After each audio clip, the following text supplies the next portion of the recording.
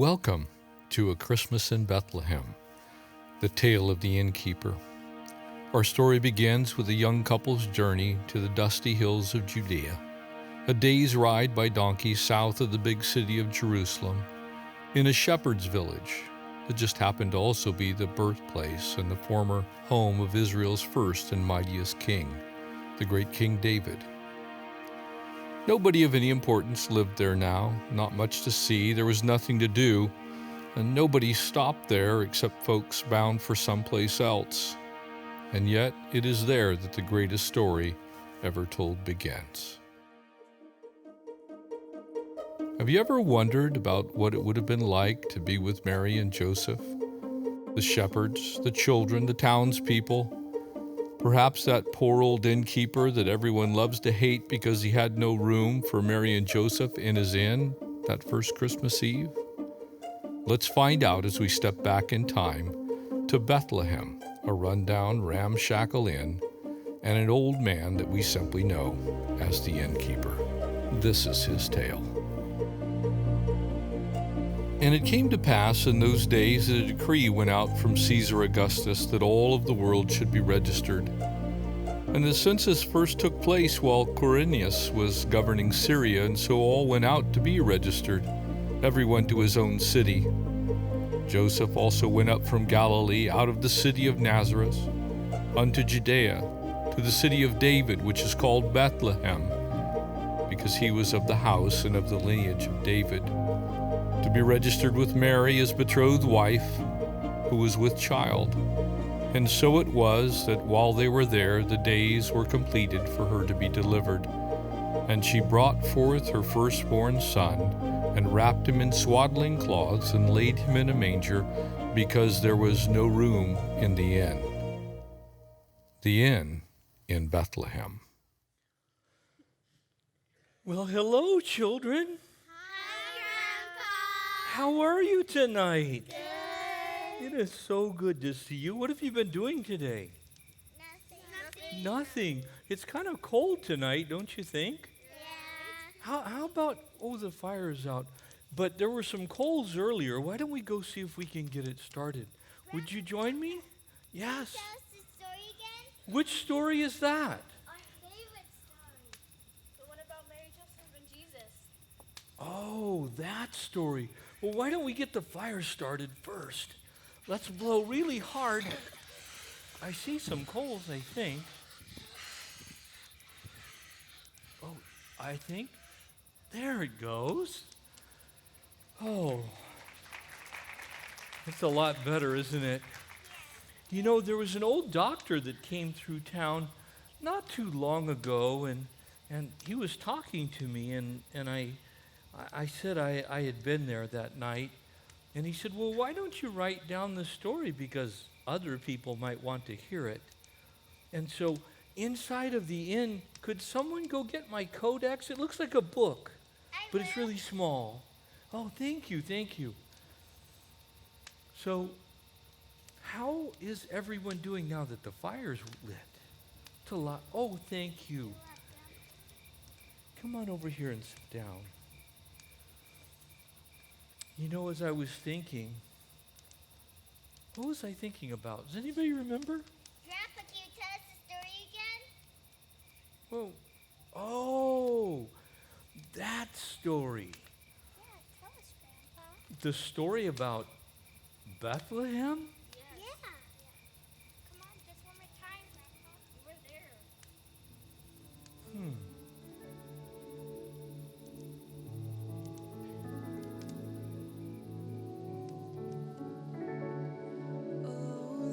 Little town of Bethlehem, how still we see thee light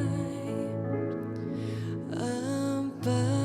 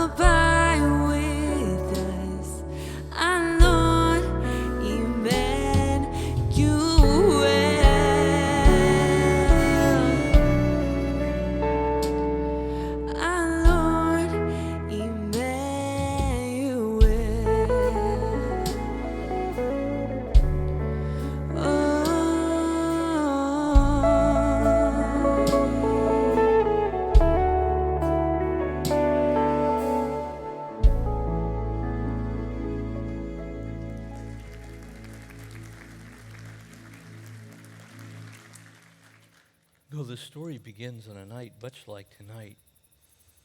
It was very cold. In fact, the wind was blowing that night. I put on my cloak and my tunic. It was really all I had. You know, some people think that I was just some money-hungry old businessman trying to make a buck off of poor people that were traveling, or that I was heartless, or I really didn't care. But that's just not true. Goes to show you how much gossip there is here in Bethlehem. They're wrong. Just plain wrong, I tell you. I'm actually an innkeeper, but even that's not really true. I run more like a bed and breakfast. I suppose you could call it an inn if you wanted to, but it's really just a big, huge house. Matter of fact, a couple of people asked me if I could give it a name, and I asked them, what do I name my house? The Dusty Donkey, the Crusty Camel Caravan Inn. You know, honestly, to me and Rachel, it's just a big house. My next door neighbor, though, he was crazy. He actually did name his place. He called it King David's Inn. Seems like everybody around here thinks they're royalty. My grandfather, Joshua ben David, built this place, a long time ago, back when the caravans used to come through really frequently, and they'd stop over there at that well, and they'd water their camels, and they'd pick up a little bit of food and provisions for their supplies, and they'd go on their way down to the Jordan Valley. But Gramps built this place big enough for all 14 of us, and then Rachel and I had kids, and their kids moved in, and now there's 25 mouths to feed. And that's a lot of mouths, so we just started taking people in. And Rachel's a really good cook. And so she'd make some of her famous soup and her stew, and people would come back and they'd want to spend the night at our place, so they'd give us a chicken or maybe some goat cheese or goat milk or a goat skin, or sometimes we even got a whole goat. Maybe a sheep or two. But people would always come back, and it was usually for Rachel's food. She was really good at making that stew. And really what happened was there was this crazy governor. His name was Quirinius, and he decided to tax everybody in the province. And I tell you, it was taxation without representation. And besides that, how do you tax a goat? What do you do, give somebody half a chicken? It's okay if it's barbecued.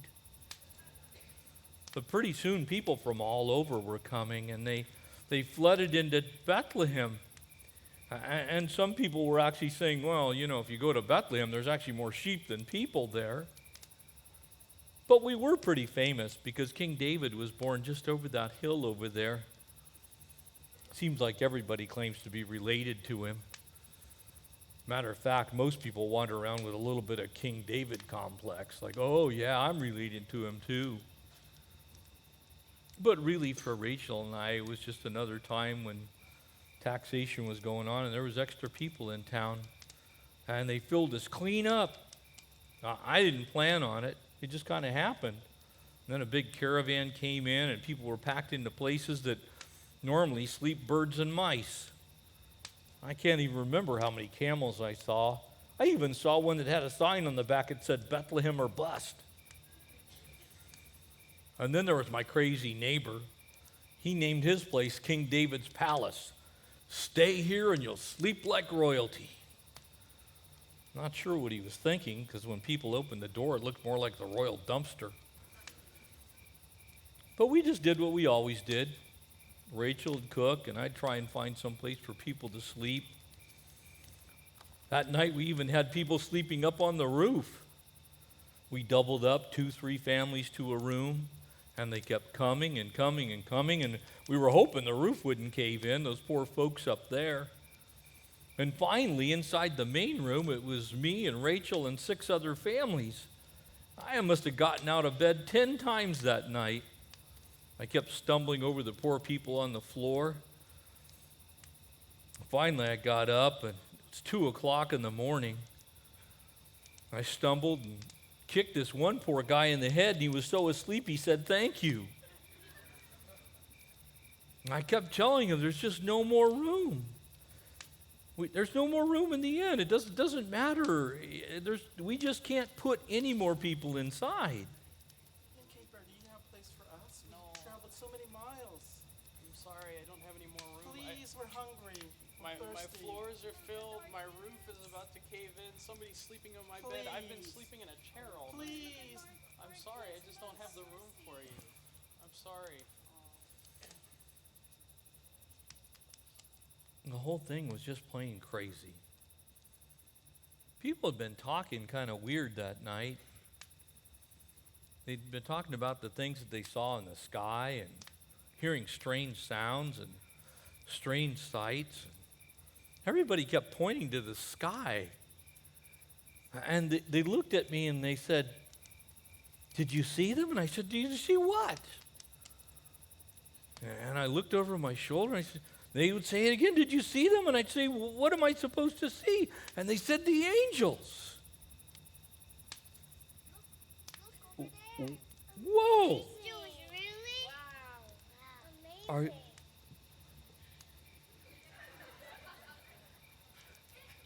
I think they had too much mutton that night, but I'm not really sure. But I think they saw a bunch of angels, and I know I heard them.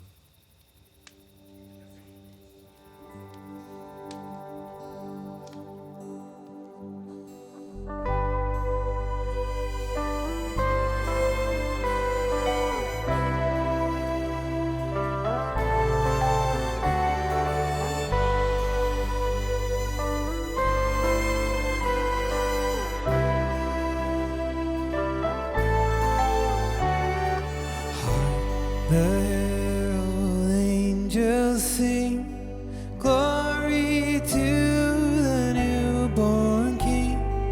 Peace on earth and mercy mild, God and sinners reconciled. Joyful all ye nations rise, join the triumph of the skies.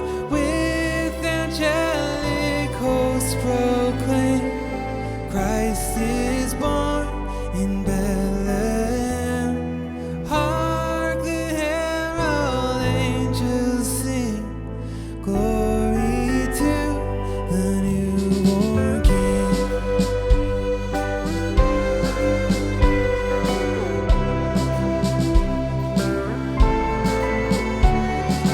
Christ by heaven adore, Christ the everlasting Lord. Late in time, behold him come, offspring of the Virgin. Veil in flesh the Godhead seen, hail incarnate deity. He's as man with men to dwell, Jesus our Emmanuel. Hark, the herald angels sing, glory to the newborn King.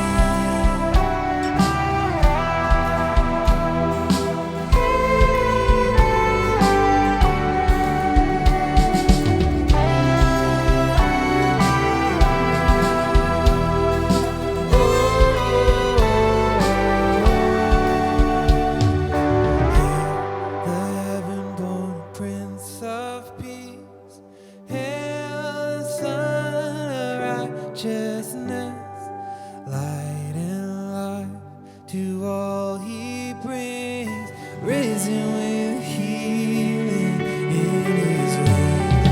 Mighty lay his glory by, born that man no more may die, born to raise the sons of earth, born to give a second birth.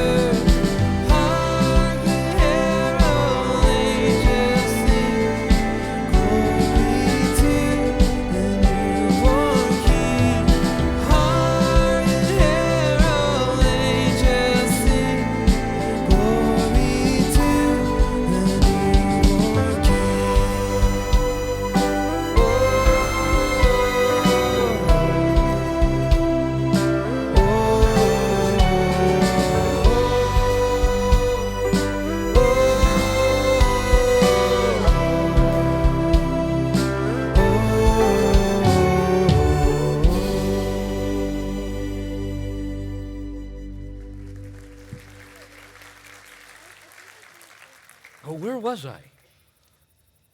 Oh, we were talking about angels, right? Yeah. Well, we better come back to earth now. Oh, I remember. Back to what I was saying. There was no more room. I actually told one couple, I said, I got a better chance of flapping my arms and flying to Jerusalem than you do of having your family fit inside my house. Even if I greased you down with goat butter, you're not going to fit through the door. And back in the morning, I just told couples, if you could just come back, maybe come back tomorrow or the next day. We might have some families leaving, I think. But they'd mutter something about, their parties outside, and they'd sleep somewhere next to the house, and they'd be under a bush, or they'd be under a blanket. They'd be someplace that wasn't going to be comfortable. And I just look at them and say, even if I wanted to, if King Herod himself showed up, there's not any room. It wasn't my fault. It was that loony governor that made up the taxation code, and all of a sudden we've got people from everywhere. Anybody that was related to David was in town. All we did was make the best of a really bad situation. And now that I think about it, I did make room for one more family that night. That was Mary and Joseph, right, Grandpa? Hey, wait a second. I'm telling the story here. But it was Mary and Joseph, you're right. You see, what happened that night was one more couple did come to the door. And there they were. I just remember the whole evening. It was really special. I knocked on the door, and I was half asleep like always. I'm so sorry for waking you, but we've just been traveling for such a long time, and we just need a place to stay for the night. Is there any room for us here? He's tired. I'm tired. Anything will do. I'm sorry, we don't have any more room. I actually just turned another family away. I told them I got people sleeping on the floor. I got my roof about to cave in from all the people sleeping up there. Somebody's sleeping in my own bed. She could just give birth at any second. We just need anything at all. Anything you can offer us. I'm sorry. Now, Joseph was a burly man. He had big arms, and he was really strong. He came from Nazareth. I think that's what he said. And I remember him really well. There was something special about him. I couldn't quite put my finger on it. I couldn't explain it. But Joseph was also really kind, but he wasn't going to take no for an answer, that's for sure. And he kept pointing to little Mary. And I said, little Mary? Little Mary's not very little. Matter of fact, little Mary looks like little Mary and Martha together. They'd been riding on a donkey. I felt sorry for the donkey. The poor donkey didn't look like he even cared. But honestly, she was about as pregnant as a woman could get. And she was awfully pale. The last time I saw anybody look like that, it was actually one of our goats, and it gave birth to 12 kids the next day, and then it slept for 2 days. And then she grabbed her tummy in pain and bent over. And the last time I saw someone like that, she was about ready to give birth that instant. And it was so cold outside, and it was windy, and there was sleet coming down. It was going to be so hard on them that night. And finally I said, okay, into the barn you go. And now a barn to us isn't a big building. It was actually a cave with a little rock wall next to it, and in front of it we just put up some rails to kind of keep the animals inside. But it did have a roof over it, and inside of it there was some hay, and it was pretty crowded. I had to shoo out a couple of cows and some goats, and all kinds of animals inside of it, some chickens and mice. And actually, one of my goats wandered off that night. I still haven't seen the goat. Actually, Joseph did turn around and he thanked me. He said, "We're sure grateful, sir." And then with a really serious look on his face, he said, "Do you know where we can find a midwife? We might need her tomorrow or the next day." Now, I don't think Joseph knew anything about having babies, because he wasn't going to be having a baby the next day or the day after that, he was going to be a daddy in minutes, not hours, not weeks, not days. Poor little Mary was about to become a new mommy. And that baby was going to be faster than we could possibly imagine. I'm pretty sure Mary kind of knew what was going on. And so I ran down to Aunt Sarah's house and pounded on the door until her husband came out. And then one of the travelers, I said, is having a baby. And I stopped to catch my breath and tell her she needs to hurry because it's going to be minutes. It's not going to be hours. This baby's going to be here before you get down the street. And by the time we got back down to the barn, Joseph and little Mary had settled into some soft straw and a couple of blankets that I had found, and he was wiping perspiration off of her brow and speaking softly, trying to comfort her. And Aunt Sarah finally got there and met my Rachel on the way, and they pushed me and Joseph out of the barn and said, "This is no place for men." And we waited outside. It seemed like forever. I think it was really only about 20 minutes, but when your new best friend's wife is screaming something about, "Why did you bring me to this place? I want to go home. I'd rather just die." Minutes do seem like hours. But you know, I think Mary actually knew what was about to happen.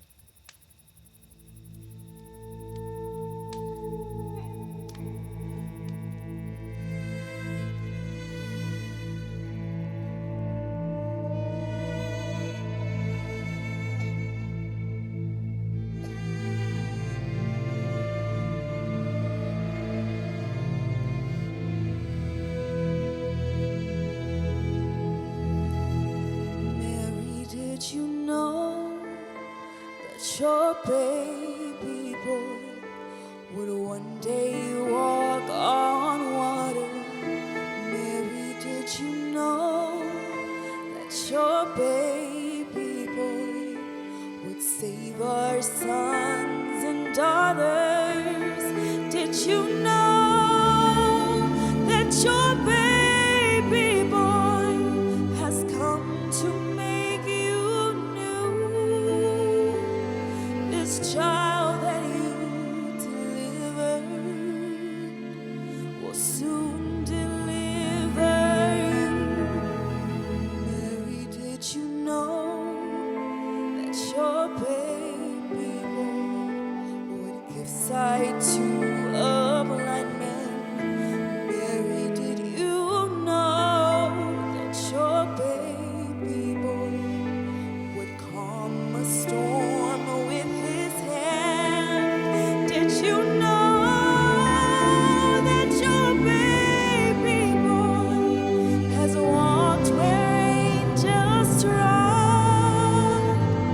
When you kiss your little baby, you've kissed the face of God. Oh, Mary, did you know?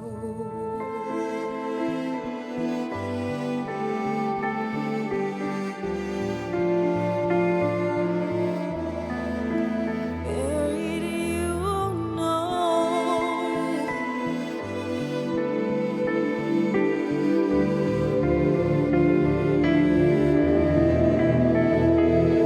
The blind will see, the deaf will hear, the dead will live again.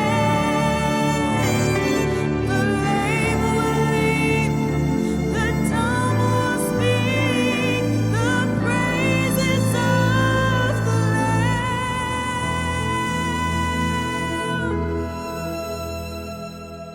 Mary, did you know that your baby boy is Lord of all creation? Mary, did you know that your baby boy will one day rule the nations? Did you know that your baby boy is heaven's perfect lamb?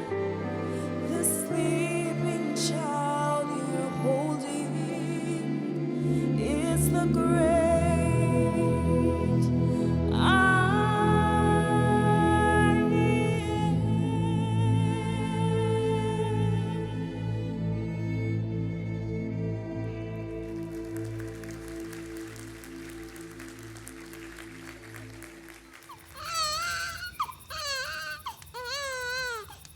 after a little bit of unusual silence, you could hear that strong, healthy cry. And Aunt Sarah yells out, "You've got a baby boy!" Aunt Sarah was smiling from ear to ear. I kind of peeked around the corner, and she hands the young one to Rachel and then wraps it in those swaddling cloths she'd been saving.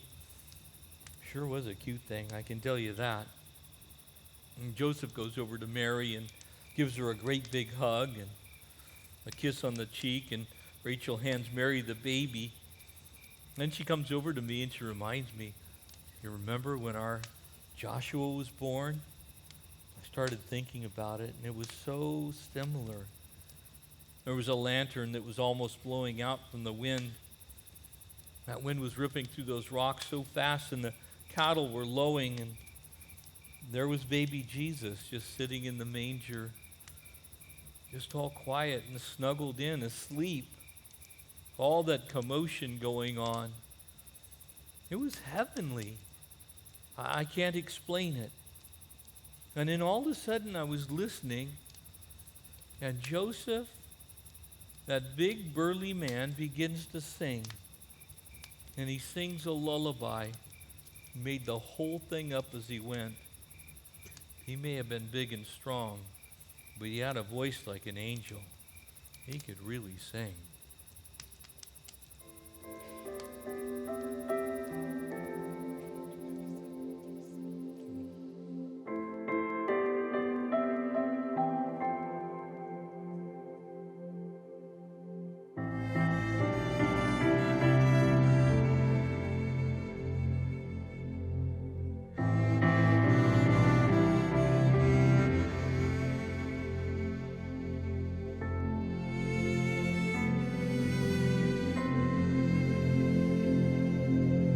Go to sleep, my son. This manger for your bed. You have a long road before you. Rest your little head. Can you feel the weight of your glory? Do you understand the price? Or does the Father guard your heart for now, so you can sleep tonight? Go to sleep, my son. Go and chase your dreams. This world can wait for one more moment. Go and sleep in peace. I believe the glory of heaven is lying in my arms tonight. Lord, I ask that He, for just this moment, simply be my child.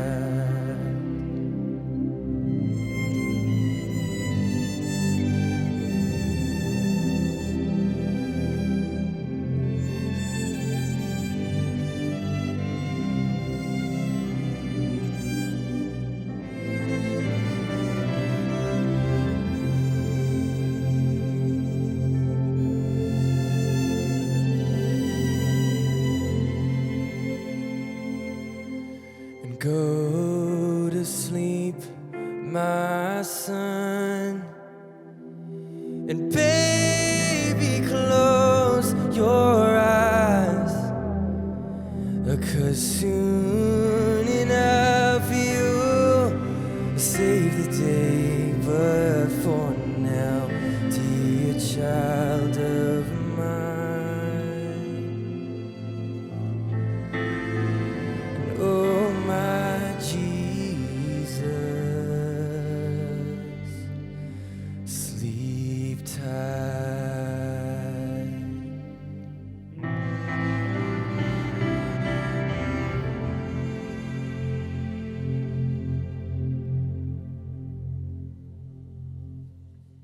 You know, that's how I left them. I walked Aunt Sarah home that night. The wind was still blowing, but at least the sleet had stopped. And by the time I got back, Rachel was already in bed. I was about to put out the last light, and I stepped over a couple of bodies, and I was going to get under those nice warm covers. And I heard some murmuring out by the barn. You know, it was that time, and we had lots of people, and I told myself, maybe I should go check. I should see. And then all of a sudden, out of the corner of my eye, I saw some shepherds go walking by. Now, normally, shepherds aren't exactly the type of people you want hanging around your house. They're usually a bit raggedy, and sometimes they kind of smell like sheep. But as I looked, I couldn't believe my eyes. They were kneeling down in front of the manger. All of a sudden, there they were. It looked like they were praying. Some of them had tears coming down from their eyes.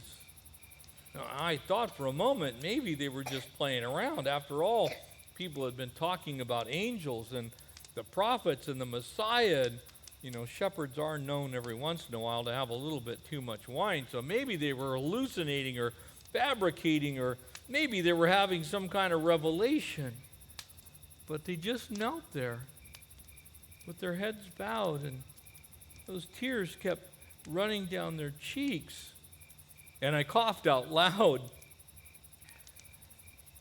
And Joseph looked up, and I was almost ready to run those thieving shepherds off, and Joseph motioned to me, and he spoke with his hand, and he said, "It's okay. They've come to see the Christ baby." And I looked at him, and I said, "The Christ baby? The one that the prophets spoke about?" And he said, "Yes. The one that Daniel and David and Isaiah and Malachi and Zechariah, the prophets spoke about the coming Messiah, the King." And he said, "I know my wife, and this baby didn't come from me. It came from God."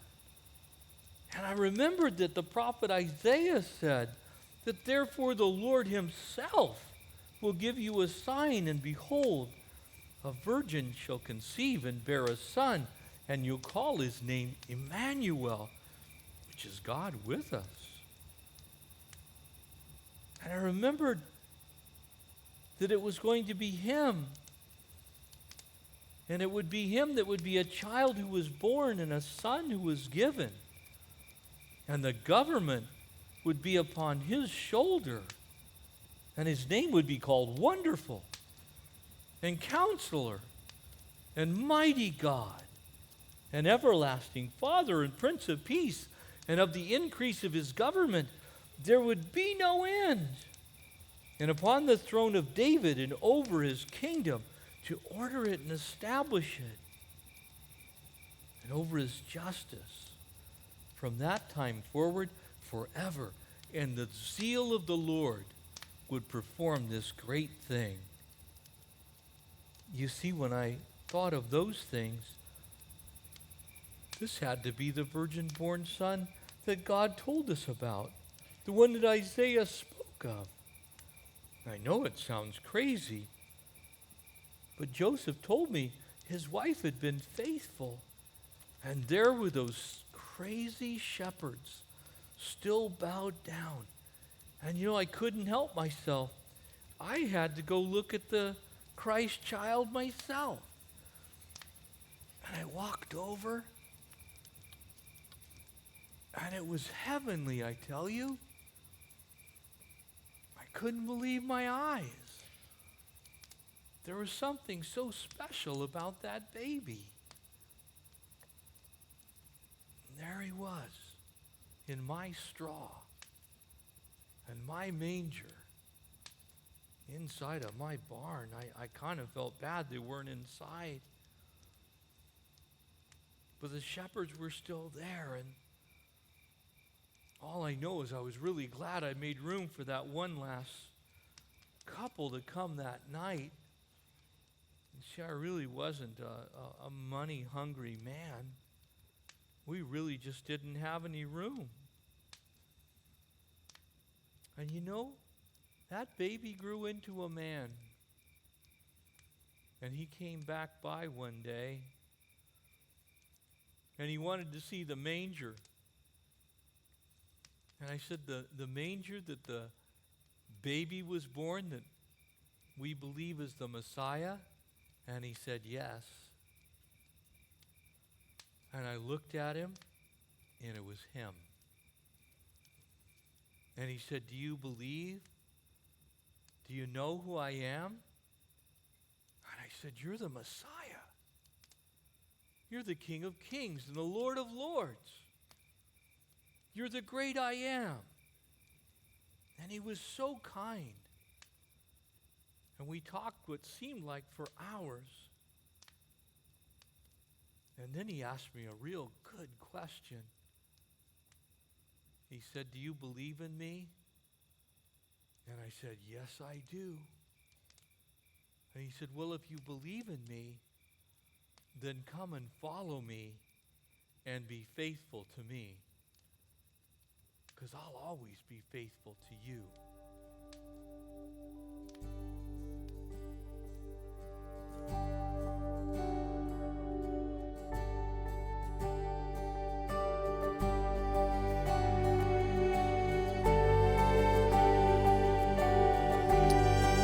If you know it, sing it with us. Oh, come all ye faithful. Oh, come all ye faithful, joyful and triumphant.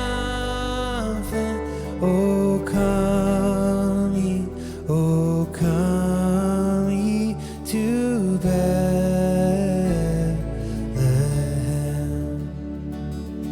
Come and behold him, born the King of angels. Oh, come, let us adore him. Oh, come, let us adore him. Oh, come, let us adore him, Christ the Lord.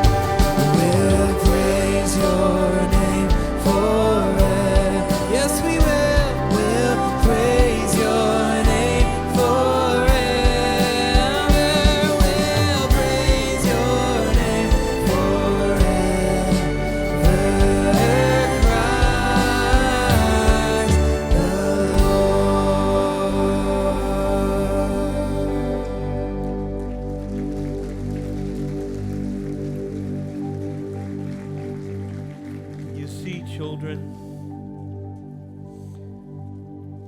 all those things that people said about me really aren't true. I'm really not after money.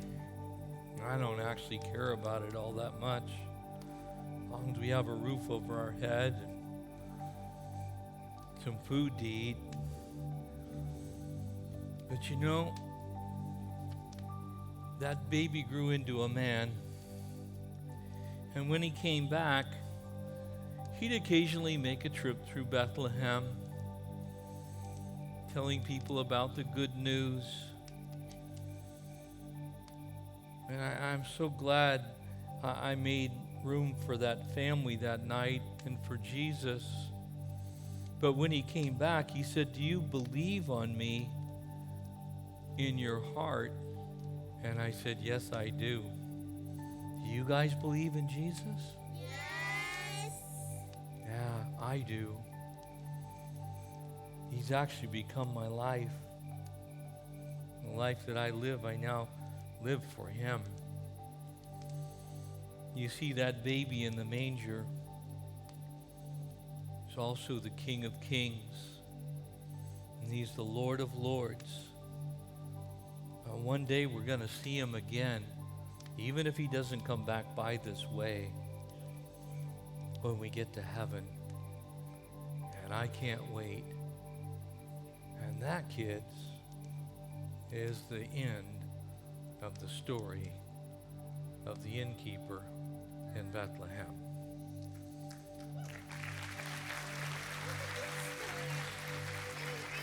All right, off to bed you go. Come on, all good children have to go to bed and eat your broccoli. No jelly beans tonight. All right, good night. I love you guys. We'll see you tomorrow. Okay, I can't wait.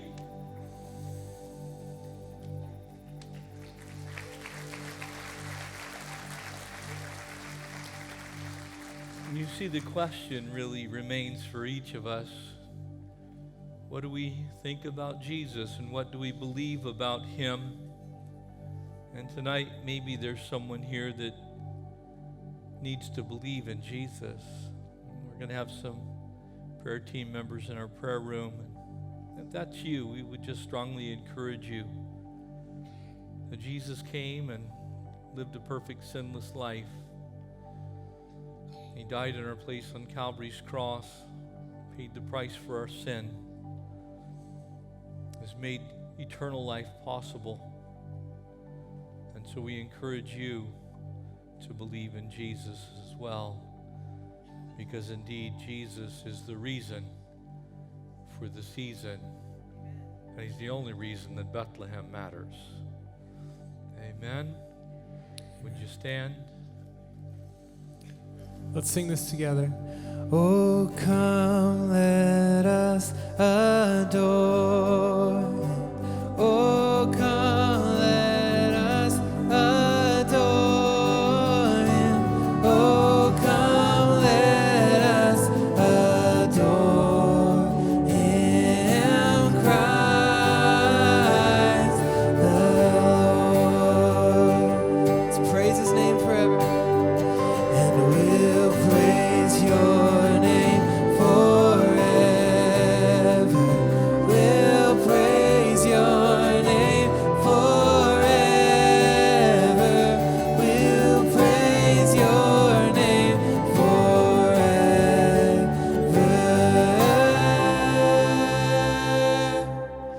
Christ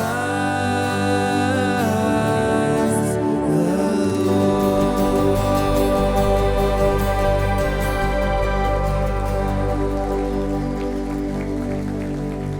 To have all of our actors come back out so we could have our kids come out, and Mary and Joseph and the young innkeeper and our shepherds. And I want to say thank you to our amazing string section, to our incredible Calvary Chapel South Bay worship team, to the incredible set design team from graphics. And we want to say thank you from the inn in Bethlehem to all of you for being here tonight. God bless you and have a Merry Christmas. Amen. Amen. Be safe on your way home. Tell somebody about Jesus, because he's the only reason that we celebrate Christmas. Amen. God bless you.